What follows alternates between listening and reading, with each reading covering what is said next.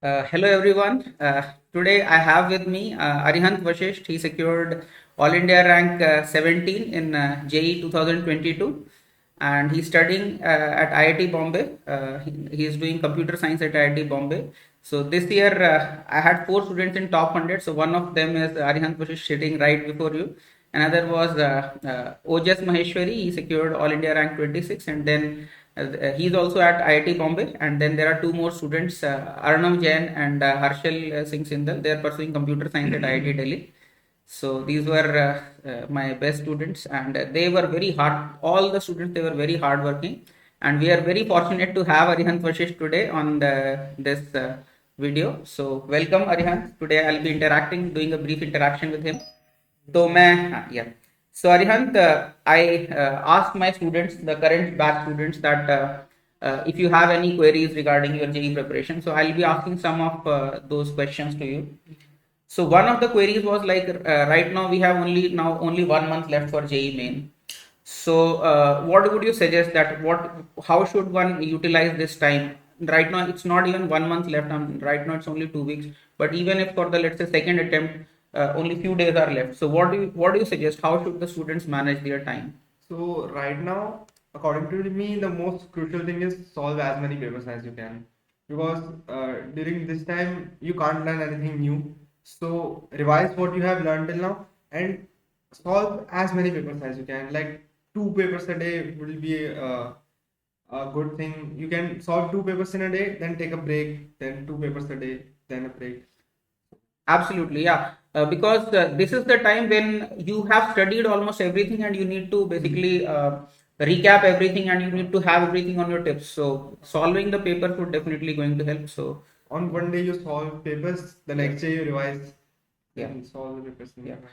And although I have a physics channel, but some of the students they had this doubt about chemistry. In fact, many students who are very good at maths and chemistry sometimes maths and physics they sometimes struggle a lot with chemistry. So it's kind of a pain point for many students. So some of the students they just wanted to know like how to first thing is how to deal with organic chemistry, and the second question related to chemistry was whether they should memorize everything in the beginning itself, or because students tend to forget a lot of things, so should they focus on it in the revision phase or should they do it in the first go, or how to manage basically organic chemistry as well as this focusing when during revision or during phase 2. तो मतलब जैसे बहुत सारे students का यही होता है कि केमिस्ट्री कब करें, तो they are generally good at maths and physics but chemistry के साथ स्ट्रगल करते हैं, तो what would be your advice? So technically phase one मतलब teaching phase and revision phase दोनों में chemistry करना चाहिए, but personally in during the teaching phase my chemistry was a bit on weaker side, so I focused on maths and physics during that time, and during the revision phase then I focused on chemistry, but again this was a personal decision on my side. If you are comfortable with chemistry then focus on it. It's not necessary that you should drop chemistry during the teaching phase. वैसे बाद में मतलब मान लो पहले किसी ने नहीं किया तो बाद में रट्टा मारते तो हो जाता है, या फिर बाद में दिक्कत आएगी अगर किसी ने पहले नहीं फोकस किया तो? देखो मेरी तो हो गई थी, तो अच्छा अच्छा, मैंने रिवीजन फेज में, क्योंकि मुझे पता था केमिस्ट्री वीक है, तो मैंने केमिस्ट्री पे फोकस किया था। ठीक ठीक। और मतलब मेहनत करोगे तो हो ही जाएगी। अच्छा, एक बात और है जो बच्चे बहुत परेशान रहते हैं। मैंने तो देखा कई बार बच्चे क्लास के अंदर भी धीरे धीरे करके ऐसे ड्रूप कर जाते हैं, नींद आने लगती है बच्चों को। यानी बच्चे कई बार अपने आप को ना बहुत स्लीप डिप्राइव्ड महसूस करते हैं, क्योंकि हम लोगों का लोड तो अच्छा खासा रहता ही है जेई की, मेरी भी असाइनमेंट्स रहती हैं और उसके अलावा सभी टीचर्स की असाइनमेंट्स रहती हैं, और ये तो तुम जानते हो कितना काम देता हूँ मैं, बहुत सारा काम देता हूँ।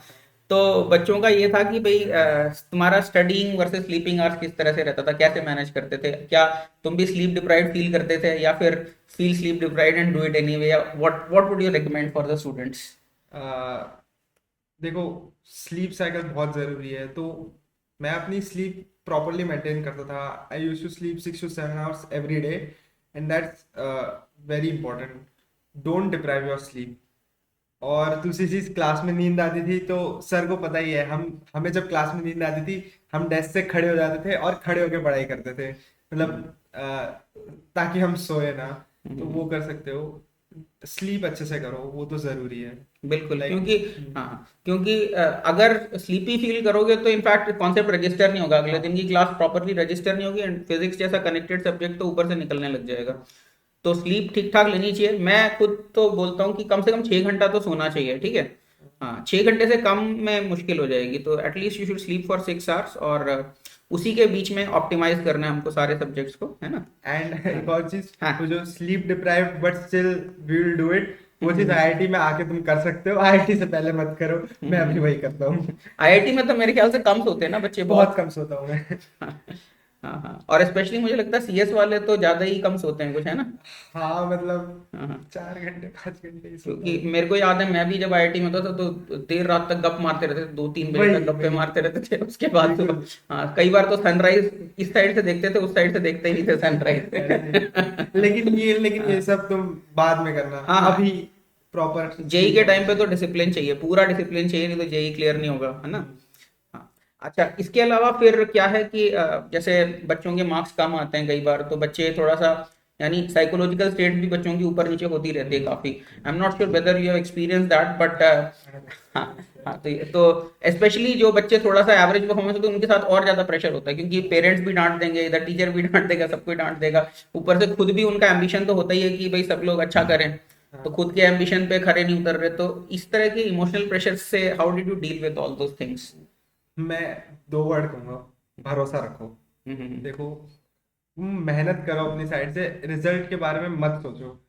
मैं मतलब मैं खुद इस सब के गो थ्रू किया हूँ। मेरी जेई की जर्नी पूरी रोलर कोस्टर थी, बट ये याद रखो, टेस्ट देने जा रहे हो, रिजल्ट मत ही एक्सपेक्ट करो। और मतलब यही है, भरोसा रखो, तुम्हारा हो ही जाएगा। तुम्हें मतलब अ, टेंशन लेने का मतलब कोई हाँ कोई फायदा नहीं है, बिल्कुल वही सही वही, बात है। मतलब हम्म, मुझे भी बहुत आती थी टेंशन, लेकिन फिर मेरे पेरेंट्स ने भी मुझे समझाया, टीचर्स भी समझा देते हैं। मतलब हम्म, वो तुम्हें डांटेंगे क्योंकि देखो उनका काम है तुम्हें डांटना, हम्म, बट लास्ट में हो जाता है। तो हम्म, अपने साइड से पूरी मेहनत करो। तुम्हें देखो, तुम्हारे लिए इम्पोर्टेंट ये नहीं है कि तुम्हारे मार्क्स कितने आ रहे हैं, तुम्हारे लिए इम्पोर्टेंट है कि तुम्हें ऐसा लगना चाहिए तुमने अपना 100% दिया है। हम्म, ये पेपर देने के बाद तुम्हें ये फीलिंग आनी चाहिए। हम्म, मैं यही सोच के जे एडवांस देने गया था कि आज मैं अपना 100% दूंगा, और जब मैं दे के आया था तो मैं ये मतलब मेरे अंदर ये फीलिंग थी कि मैंने अपना 100% दिया है। वो ज्यादा इम्पोर्टेंट है। हम्म। बिल्कुल, क्योंकि जैसे अगर कोई हमको काम करना ही है तो उसको रिलैक्स होके करेंगे तो ज्यादा अच्छा होगा, यानी हाँ अगर टेंशन के साथ में करेंगे तो सिली मिस्टेक्स भी ज्यादा हो जाएंगी, तो गोल पे फोकस नहीं करेंगे। कई बार क्या होता है कि जो ज्यादा चिंता करते हैं तो वो एक्शन के अंदर बैरियर बन जाता है, तो हम एक्शन लेने की जगह चिंता कर रहे होते हैं और उनको लगता है कि कुछ हो रहा है, चिंता करने से कुछ होता नहीं है। हाँ वही, काम तो एक्शन लेने से ही होता है ना। ये भी एक हम्म मतलब हम्म एक चीज मैं कहूंगा, जो तुम्हारी लाइफ में सबसे इम्पोर्टेंट टाइम नाउ होता है। हम्म हम्म उस समय पेपर में तुम लिख रहे हो, उस समय ये नहीं मैटर करता फ्यूचर में क्या रिजल्ट आएगा, उस समय वो क्वेश्चन मैटर करता है। हम्म हम्म मैं हम्म अब ये क्वेश्चन कर रहा हूँ तो मैं यही करूंगा, आगे की नहीं सोचूंगा। हम्म, वो हम्म, इम्पोर्टेंट है। बिल्कुल। तो अभी अच्छा, एक चीज और बच्चे जानना चाहते हैं, जैसे स्पेशली जो बच्चे टॉप 20 में, टॉप 10 में इस तरह से आते हैं, तो उनके बारे में बच्चे बड़ा इंटरेस्टेड होते हैं जानने में कि उनकी जर्नी कैसी थी।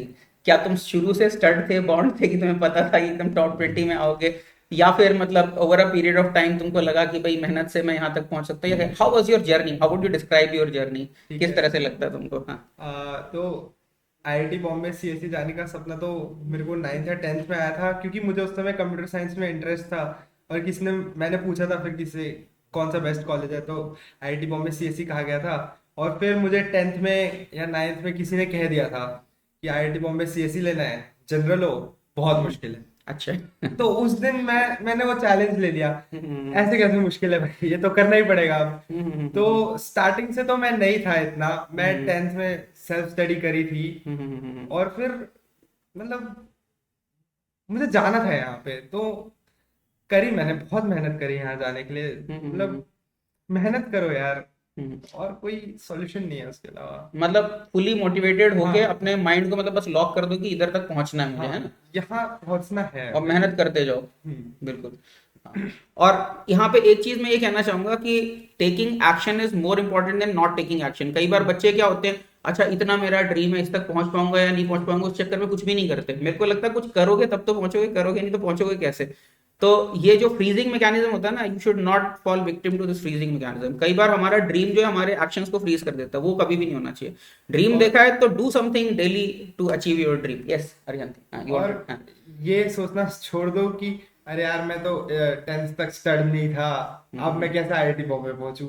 मैं वहां पे मैं खुद 10th तक मैंने इतनी नहीं करी थी, मैंने ज्यादातर पढ़ाई 11th 12th में ही करी है। तो तुम कर सकते हो, देखो मैं कर सकता हूँ तो तुम भी कर सकते हो। मैं आईआईटी में बहुत लोगों को जानता हूँ जो 10th तक इतने अच्छे नहीं थे, लेकिन उन्होंने फिर 11th 12th में मेहनत करी। कोई भी कर सकता है ये। Very very true. बस मेहनत करना ये इम्पोर्टेंट है, ठीक है। देखो दो चीजें हैं, मेहनत और सैक्रिफाइस, ये करना पड़ेगा। इसका रिजल्ट चाहिए तो ये करना ही पड़ेगा। अच्छा, इसके अलावा बच्चों का एक और क्वेश्चन था कि तुम तीनों सब्जेक्ट्स, जैसे एक तो हमारी क्लासेस चल रही हैं सुबह, मतलब टीचिंग वर्किंग चल रही है, उसके अलावा तुम्हारा कुछ सेल्फ स्टडी टाइम है ना। तो वो जो सेल्फ स्टडी टाइम है उसमें तीनों सब्जेक्ट्स डेली करते थे या दो करते थे, या किस तरह से करते थे? सेल्फ स्टडी आवर्स कैसे मैनेज करते थे? मैं यूजुअली ट्राई करता था मैं तीनों सब्जेक्ट हर दिन कर पाऊँ, लेकिन और यूजुअली इक्वल टाइम डिस्ट्रीब्यूट करता था। लेकिन कभी कभी कुछ चीज खत्म करनी होती होगी तो मैं एडजस्ट कर लेता था। ऐसा नहीं था स्ट्रिक्टली 2 घंटे केमिस्ट्री करनी है तो करूंगा ही, मैं एडजस्ट कर लेता था उस टाइम टेबल को। कि जैसे कल मेरा फिजिक्स का टॉपिक बचा हुआ है तो मैं उसको ज्यादा टाइम दे दूंगा, असाइनमेंट बचा हुआ है तो ज्यादा टाइम दे दूंगा। मतलब फ्लेक्सिबल था फ्लेक्सिबल होना चाहिए ये। According to the need of the assignments, मतलब कितने असाइनमेंट्स हैं, कितना टाइम अवेलेबल, उसके हिसाब बट कोशिश करो कि तीनों चीजें, मतलब ऐसा मैं पर्सनली करता था। अगेन ये जो ओपिनियंस मैं दे रहा हूँ ये मेरे पर्सनल ओपिनियंस थे, ऐसा मत सोचो कि तुम्हें यही करना चाहिए। The point is you should be comfortable with what you are doing. बिल्कुल। ये डिस्क्लेमर है हम लोगों की हाँ। तरफ से, डिस्क्लेमर है कि हम जो कर रहे हैं ये हम लोगों का एक पर्सनल ओपिनियन है, हम लोगों का पर्सनल जो डिस्कशन है ना। तो we are hopeful that it will benefit you. But जैसे चेस में कई ग्रैंड मास्टर होते हैं और हर ग्रैंड मास्टर का खेलने का अपना अपना तरीका होता है, तो उस तरह से आप सोच सकते हो। जैसे पाथफाइंडर के लिए Nishant Abangi was a grand master, you can say he did not do Pathfinder, तो वो लोगों को डिस्करेज भी करता था। लेकिन अरिहंत ने पाथफाइंडर किया है, अरिहंत और ओजस इन्होंने ऑलमोस्ट कंप्लीट पाथफाइंडर लगाया था मेरे साथ, है ना। तो ये अपना अपना तरीका होता है, हर ग्रैंड मास्टर का खेलने का अपना अपना तरीका होता है। तो इस तरह की बात है। तो this is just our way of playing this game, ठीक है नहीं। तो just take it in that stride. There can be so many ways of playing a game, right? So this is Arihant's game you are getting familiar with, okay? हाँ। अच्छा, इसके बाद बच्चों का एक क्वेश्चन था कि did you engage in any extra curriculars? कुछ एक्स्ट्रा करिकुलर कर पाते थे या फिर एकेडमिक्स के बाद फिर फुर्सत ही नहीं मिलती थी? मतलब मैं टाइम निकाल के कभी कभी फुटबॉल तो खेल लेता था। जेई जेई से थोड़े दिन पहले तो नहीं मिला था टाइम, लेकिन उससे पहले जब 12th 11th 12th में मैं फुटबॉल तो खेलता था बाहर जाके, यही ओजस के साथ जाके कैंपस में खेलते थे। हाँ। ठीक है। उसके अलावा, फुटबॉल के अलावा कुछ एंटरटेनमेंट का टाइम मिलता था? यूट्यूब देखना या वीडियो देखना या इस तरह से व्हाट्सएप फेसबुक कुछ करते थे? सोशल मीडिया तो नहीं करता हाँ, था। मैंने तो मना किया था हाँ तो नहीं करना। नहीं करता था वही। मैं न्यूज़ व्यूज पढ़ लेता था खाना खाते टाइम, और कभी कभी यूट्यूब पे वीडियोस देख लेता था रिफ्रेशमेंट के लिए। ये मैंने जान के पूछा अरिहंत से ये क्वेश्चन, क्योंकि मेरे को मालूम है मैंने क्या गाइड किया बच्चों को। एक्चुअली क्या है, सोशल मीडिया पे JEE and social media don't go together. तो जेई की अगर तैयारी कर रहे हो तो you should not be on Facebook, you should not be on Instagram, you should not be on Twitter, किसी पे भी रहने की जरूरत नहीं है। व्हाट्सएप भी बहुत लिमिटेड, क्योंकि हमारा तो खैर स्कूल का शेड्यूल जो है हमारा व्हाट्सएप पे आता था, कुछ इंपॉर्टेंट इन्फॉर्मेशन कम्युनिकेट, तो बस उतना सर। उसके अलावा there is no need to text your friends and all, nothing, only as much as required for your academics. बस एक वर्केबिलिटी के लिए जितना जरूरी है उतना। बाकी सोशल मीडिया कुछ जरूरत नहीं है, नो डिस्कॉर्ड, नथिंग, कुछ भी जरूरत नहीं है। बस जितना एकेडमिक्स के लिए चाहिए बस उतना, दैट मच ना। और एंटरटेनमेंट के लिए एज अरिहंत टोल्ड, थोड़ा बहुत फुटबॉल खेलता था, that's it. How about if I से कि पाथफाइंडर में एंटरटेनमेंट था? इज दैट ट्रू, और I mean will that be an overstatement? जब तक क्वेश्चन हो जाते थे तो एंटरटेनमेंट था, क्वेश्चन नहीं होते थे तो नहीं था, लेकिन मजा बहुत आता था पाथफाइंडर का। ठीक है, ठीक ठीक ठीक। हाँ हाँ। तो जब तक पाथफाइंडर के क्वेश्चन होते हैं तो वो एंटरटेनमेंट, और फंस जाते हैं तो एंटरटेनमेंट नहीं है। हाँ, और फिर जब उनके सॉल्यूशन पता चलते तो और भी मजा। अच्छा, हाँ, सॉल्यूशन इज आल्सो एंटरटेनमेंट, है ना। तो यू कैन, तो सर के वीडियोस इतने बढ़िया होते थे, हाँ। वो बढ़िया बढ़िया क्वेश्चंस। इससे अच्छी क्या बात हो सकती है जब एकेडमिक्स भी अपने आप में सोर्स ऑफ एंटरटेनमेंट हो जाए, तो उससे बढ़िया तो क्या ही बात हो सकती है। Good, great. तो एक्स्ट्रा करिकुलर्स में it was just a little bit of football, I would say not more than half an hour, इतना मेरे ख्याल से दे पाते हो, उतना भी शायद नहीं हो वो पाता भी डेली तो नहीं हो पाता समटाइम्स। बट मैं सजेस्ट करूंगा कि थोड़ी फिजिकल एक्टिविटी होनी चाहिए, मेरी तरह इतना भी वो हो जाओ फिजिकल एक्टिविटी डेली किया करो, at least half hour. I think it's a good idea. In fact मेरे को ये मालूम है कि बॉबी फिशर जो था अपने जो Bobby Fischer was a great chess player, और वो अपने फाइनल मैच से पहले जो है दौड़ लगाता था एथलेटिक्स, क्योंकि ये भी कहीं ब्लड सर्कुलेशन जो है बॉडी में ये काम आता है। बहुत ज़्यादा टाइम तो नहीं निकाल पाओगे, but a little bit of थोड़ा सा ब्लड सर्कुलेशन लाइक एक्सरसाइज थोड़ा हो तो अच्छी बात है, थोड़ा बहुत टाइम निकालना चाहिए इसके लिए। हम्म। अच्छा, शुरू में तो मेरे ख्याल से आइडिया नहीं रहा होगा कि टॉप 100 में आने वाले, शुरू से आइडिया था, या किस स्टेज पे तुम्हें लगने लगा कि भाई अभी मैं टॉप 100 में तो मैं आ ही जाऊंगा, कब लगने लगा ये? वही है, मतलब मैं बताया ना, मेरी जेई रोलर कोस्टर सी थी। हम्म। तो स्टार्टिंग में तो एकदम ऐसे आए थे, हाँ भाई आईआईटी बॉम्बे में घुस ही जाएंगे। फिर हम्म। पता चला अरे इतना कंपटीशन है, ठीक है। तो ऐसे मतलब 11th में तो मैं इतना सोचता नहीं था कि क्या ही, मतलब 11th में नहीं जज कर सकते, 12th में आके। विद इन नारायणा कितना रैंक आता था तुम्हारा विदिन 11th में? नारायणा 11th में तो मेरी टॉप 20 में आ जाती थी। अच्छा अच्छा। और यूजुअली 12th तक भी टॉप 20 में तो आ ही जाती थी। 12 12 टाइप की आ जाती हाँ, थी, 12 से 13 के आसपास। हाँ हाँ। मतलब हर बार नहीं आती थी ऑब्वियसली, लेकिन but that average. But that means you improved a lot in the second year. इसका मतलब हाँ अगर फर्स्ट ईयर हाँ में करीब 12th रैंक थी तो उसके बाद काफी इंप्रूव किया आप, तो मतलब इट्स वेरी मच पॉसिबल कि आप सेकंड ईयर में भी काफी इंप्रूवमेंट हाँ, कर सकते हो। Of course of course. Revision के बाद, रिवीजन के दौरान मेरे ख्याल से you improved a lot after revision, है आफ्टर ना? रिविजन। हम्म। और जेई के बाद तो बिल्कुल नहीं सोचा था टॉप 100 में आ जाएगी। हम्म। आ गई। अच्छा, और फिर एक ये था कि टीचर का क्या रोल समझ में आता है तुमको, कि एक अच्छे मेंटर का क्या रोल है बच्चों को, जैसे अगर मेंटरिंग सेलेक्ट करनी है कहीं पे कि कोई अच्छा मेंटर चूज करना है, तो how much is of that is important? क्योंकि देखो मुझे तो ये समझ में आता है दोनों का ही रोल होता है, बच्चे की पढ़ाई का भी और मेंटर का भी। तो how would you I mean what's your take on the role of mentor while preparing for JEE? देखो मैं कहूँगा, भाई तुम्हारे तरफ से तुम्हारा सेल्फ इनपुट बहुत ज़रूरी है, बहुत ज़्यादा ज़रूरी है। लेकिन साथ में जो मेंटर की इम्पोर्टेंस होती है, वो मतलब देखो मेंटर होता है वो तुम्हें गाइड करता है, तुम्हें सपोर्ट करता है, तुम्हें मेंटल सपोर्ट देता है, और तुम्हें सही ट्रैक पे लेके जाता है। तुम कितनी भी मेहनत कर लो, लेकिन तुम गलत डायरेक्शन में मेहनत कर रहे हो तो उसका कोई फायदा नहीं है। तो वो मेरे टीचर्स और मेंटर्स ने एक्चुअली मुझे सही डायरेक्शन में कहाँ मेहनत करनी है वो बताया। मेहनत करना मेरा पार्ट था, लेकिन उसे किस तरीके से करना है वो इन्होंने कराया। तो आई आई सपोर्ट इट, मतलब दोनों जरूरी है। बिल्कुल और सही। ऐसा भी नहीं है कि तुम्हारे टीचर तुम्हें गाइड कर रहे हैं लेकिन तुम मेहनत नहीं कर रहे हो। हम्म। तुम्हारी तरफ से मेहनत तो बहुत नेसेसरी है, नेसेसरी बट नॉट सफिशिएंट, मैं यही कहूंगा। हम्म। हाँ, मतलब मेरा भी यही है। मेरे को लगता है कि 95% जो है वो काम बच्चे का ही होता है, 5% मेंटर का होता है। वो एग्जैक्टली। इंपॉर्टेंट है, वो 5% बहुत इंपॉर्टेंट है, लेकिन 95% तुम्हारी मेहनत होना बहुत जरूरी है। अगर वो मिसिंग है तो फिर कुछ नहीं हो सकता, हाँ, क्योंकि मैं तो ऐसे बहुत सारे बच्चों को मेंटर करूंगा, लेकिन सब बच्चों का सेम रिजल्ट होगा ये कोई जरूरी नहीं है अगर वो। तुम अपने 95 का 95 नहीं दे सकते तो हम्म। वो तो गड़बड़ है, तब वो गड़बड़ है। तुम्हें देना पड़ेगा। हाँ, वो फुल देना तभी पड़ेगा। तुम एक्सपेक्ट कर सकते हो कि तुम्हारे मेंटर से तुम्हारे जो 5% है उसका तुम्हें बेनिफिट हो। बिल्कुल बिल्कुल। अच्छा, अच्छा, जेई के पहले तो जनरली कई बच्चों को बहुत एंजाइटी हो जाती है, टेंशन में हो जाते हैं कि अभी 2 साल की पूरी मेहनत है और आज फल का दिन आ गया है। तो ऐसे कई बच्चों का ऐसा एक्सपीरियंस होता है कि थोड़ा नर्वसनेस टाइप की लगती है। तो how was your night before JEE, और maybe how was your day before JEE? JEE से कुछ दिन पहले या एक दिन पहले किस तरह का स्टेट था? ठीक है, ये थोड़ी इंटरेस्टिंग है। हाँ। मैं जेई मेंस का पहले बताता हूँ। मेंस मेरा सुबह पेपर था, और यहाँ से थोड़ा दूर थी वो जगह, तो हम जाके एक होटल में रुके थे। होटल का बेड बहुत खराब था, तो ऐसा था मैं रात को नहीं सोया ओ जेई मेंस में। Oh my I god. Guess मैं 1-2 बजे तक जगा हुआ था। उसके बाद मेरी 4 बजे वापस नींद खुल गई थी, तो ऐसा था। और फिर मैं एग्जाम हॉल में घुसने वाला था। तो यूजुअली ये सब सोचते हैं कि 2 साल की मेहनत है, इस 3 घंटे में डिसाइड होगी। हाँ हाँ हाँ तो हाँ। मैं अपने आप को ये बोल के गया था कि मैं ये नहीं सोचूंगा। तो मुझे अभी लिटरली याद है, वो एग्जाम हॉल, मैं गेट खड़ा हूँ, गेट एंटर करने वाला हूँ, और मैं अपने दिमाग में बस एक चीज कह रहा था, मैं अपना 100% दूंगा, मैं अपना 100% दूंगा। मैंने और कुछ बोला ही नहीं अपने दिमाग में। मैं ये बहुत पहले से सोच के गया था कि मैं 2 साल वाली चीज नहीं सोचूंगा। और फिर बढ़िया गया मेरा पेपर। आई थिंक 100 तुम्हारा 100% था ना? तो फिजिक्स में तो 100% था। फिजिक्स में था। ही हैड 100% इन फिजिक्स, तो बिना सोए भी 100% आ गया। तो I mean, बट ठीक है, लेकिन मैं रिकमेंड नहीं करता कि हाँ मत सो उसके लिए। हाँ, तो मुझे नींद चांस नहीं आई, वो तो आई नहीं। प्रॉब्लम हाँ वही।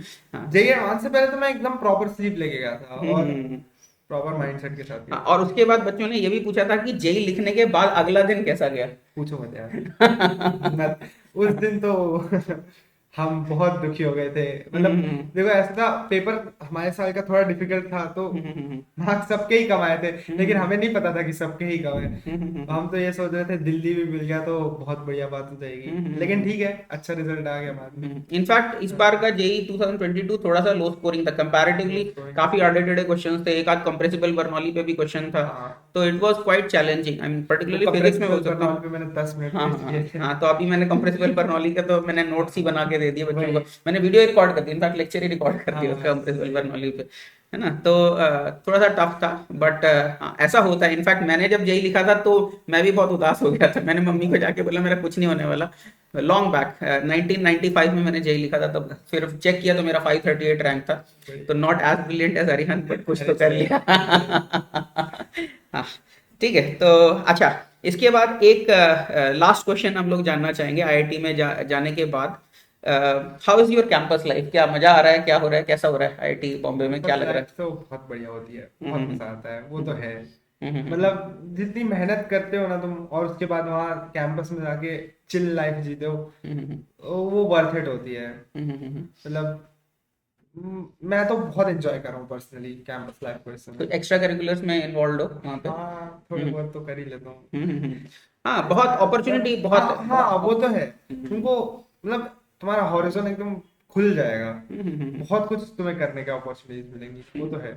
सब कुछ रहता है। इनफैक्ट स्पोर्ट्स करना चाहो, स्पोर्ट्स की भी पूरी अपॉर्चुनिटी है, बहुत सब कुछ, indoor sport, world outdoor sport, नहीं, कुछ भी, बहुत तरह के क्लब्स होते हैं। टॉप क्लास इक्विपमेंट्स होते हैं, हाँ, क्लब्स तो बहुत ही होते बहुत हैं। क्लब्स हैं, लिटरेरी क्लब्स भी होंगे मेरे हाँ, ख्याल, literary dance clubs, clubs, technical club, music clubs होंगे, हाँ, कल्चरल हाँ, क्लब, सब कल्चरल है। क्लब, है ना। तो हाँ, तो फिर इसका मतलब क्या है, जेई एक बार क्रैक कर लो, उसके बाद लाइफ कूल है, काइंड ऑफ कूल है, एक ठीक है। हाँ सेकंड, एक सेकंड, मैं डिस्क्लेमर दे दूं। हाँ मैं ऐसा बिल्कुल नहीं कह रहा हूँ कि जेई कर लो उसके बाद लाइफ सेट है। हाँ मैं हाँ पहले से बता रहा हूँ, हाँ। आईआईटी में जाके लाइफ अच्छी होती है, आसान नहीं होती है। आसान तो इनफैक्ट आसान तो कभी भी नहीं होगी। मतलब हाँ हाँ, ये है कि एक सेट ऑफ अपॉर्चुनिटीज, बहुत बड़ा हाँ, हॉरिजन खुल जाएगा तुम्हारे लिए। मतलब हाँ, तुम मेहनत तो बहुत आईआईटी जाके भी करनी ही पड़ती है, करनी पड़ेगी लेकिन हाँ चिल होता है, वो हाँ, है। सीजीपीए मेंटेन करने के लिए तो मेहनत करनी पड़ेगी बिल्कुल। एग्जाम से हाँ, पहले और प्रैक्टिस। स्पेशली सीएस में हो तो सारे ही बच्चे तुम्हारी तरह के ही है, समझ लो। यस, तो और टफ हो जाता है वहाँ पे, वो तो कंपटीशन है। और टफ होता है। मुझे ऐसा ध्यान आ रहा है कि मैं तो मैकेनिकल में था, तो हम लोग के फर्स्ट सेमेस्टर कोर्सेज सीएस वालों के साथ कॉमन होते थे। तो हाँ जो ग्रेड ए है, 10 जो ग्रेड है वो सारे सीएस वाले ले जाते थे। हम लोग के अच्छे ग्रेड आने शुरू हुए थे जब हम लोग अपने डिपार्टमेंट के कोर में पहुंचे थे। तो थोड़ा सा तो टफ रहता है हाँ, लेकिन अगर एक्स्ट्रा करिकुलर्स करना चाहो तो सब कुछ अपॉर्चुनिटी है, और करते भी है बच्चे, ऐसा नहीं कि नहीं करते। I mean everything is there, you can do it. And I hope all of you benefited from this discussion with Arihant. Thank you very much, Arihant, for giving your time. And we wish you all the best for JEE Main. तो खूब अच्छे से करो, all the best. Thank you very much.